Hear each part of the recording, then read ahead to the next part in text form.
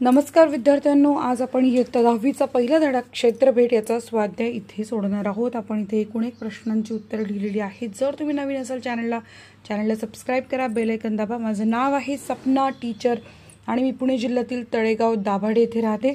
तुम्ही कुठून माझा व्हिडिओ बघता मला नक्की कळवा। त्याचसोबत तुम्हाला आणखीन कुठल्या धड्याचे प्रश्नोत्तर हवे असेल ते सुद्धा तुम्ही माझ्याशी शेअर करू शकता, कमेंट करू शकता। प्रश्न पहिला, तुम्ही केलेल्या क्षेत्रभेटीचा अहवाल तयार करा। तर हा प्रश्न फार महत्त्वाचा आहे कारण हा परीक्षेला हमखास येतो, सो याची तयारी करणं गरजेचं आहे।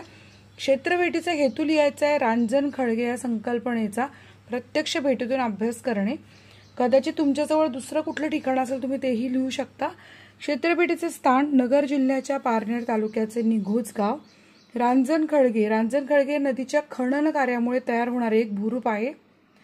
क्षेत्रफळ आहे याचं निघोज हे अहमदनगर जिल्ह्यातल्या पारनेर तालुक्यातील 2735 हेक्टर क्षेत्राचे गाव आहे। लोकजीवन 2011च्या जनगणनेनुसार या गावात 2109 कुटुंबे व एकूण 10,385 लोकसंख्या आहे। वाहतुकीची साधने, शिरूर या गावातून निघोजला जाण्यासाठी खासगी रिक्षा आणि बस सेवा उपलब्ध आहे।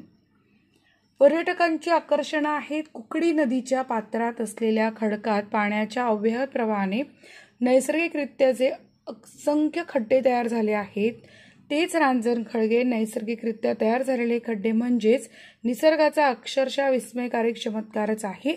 या खड्ड्यांचा आकार रांजणासारखा असतो म्हणून या कुंडातील पाणी दुष्काळात सुद्धा आटत नाही।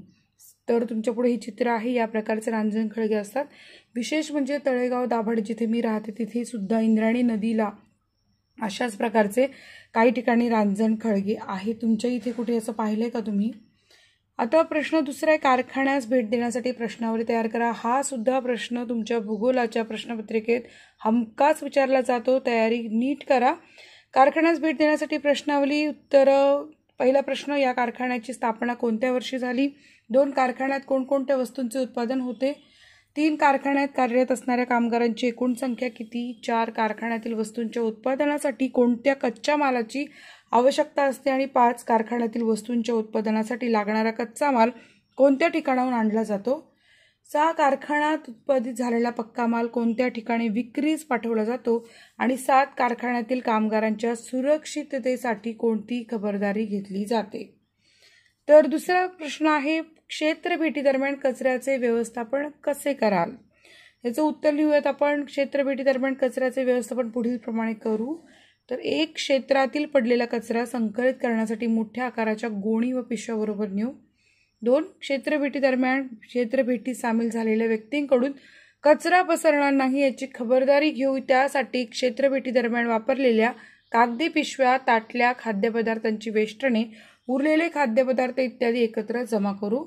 3, संबंधित क्षेत्रात माहिती फलक, पथनाट्ये, सूचना फलक इत्यादी साधनांद्वारे स्वच्छतेविषयी जागृती वाढवू। 4, संबंधित क्षेत्रातील कचऱ्याच्या व्यवस्थापनासाठी संबंधित क्षेत्रातील शासकीय अधिकाऱ्यांशी शिक्षकांच्या मार्गदर्शनानुसार पत्राद्वारे, मुलाखतीद्वारे संपर्क साधू। ही क्षेत्रभेटीसाठी तुम्ही कोणते साहित्य घ्याल? याचं उत्तर आहे, क्षेत्रभेटीसाठी आम्ही पुढील साहित्य नेऊ। माहितीची नोंद करण्यासाठी नोंदवही, पेन, पेन्सिल, मोजपट्टी, कॅमेरा, दुर्बीण इत्यादी। पुढचा प्रश्न, क्षेत्रभेटीची आवश्यकता स्पष्ट करा। तर इथे उत्तर लिहूया, क्षेत्रभेटीची आवश्यकता पुढील मुद्द्यांच्या आधारे स्पष्ट करता येईल।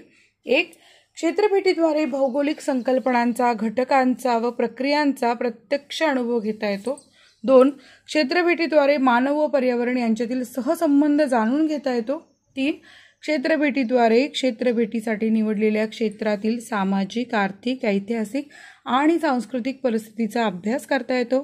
4, क्षेत्रभेटीद्वारे भूगोलाचा अभ्यास अधिक रंजक होतो व अभ्यासलेल्या ज्ञानाचा उपयोजनास चालना मिळते। धन्यवाद विद्यार्थ्यांनो, अत्यंत महत्त्वाचा टॉपिक आपण इथे हाताळला आहे आणि याची उत्तरं लिहिलेली आहेत। जर हा व्हिडिओ तुमच्या कामास आला असेल किंवा तुम्हाला हा व्हिडिओ आवडला असेल नक्की या व्हिडिओला लाईक करा, चॅनलला सबस्क्राईब करा। भेटूयात पुढच्या व्हिडिओमध्ये। धन्यवाद।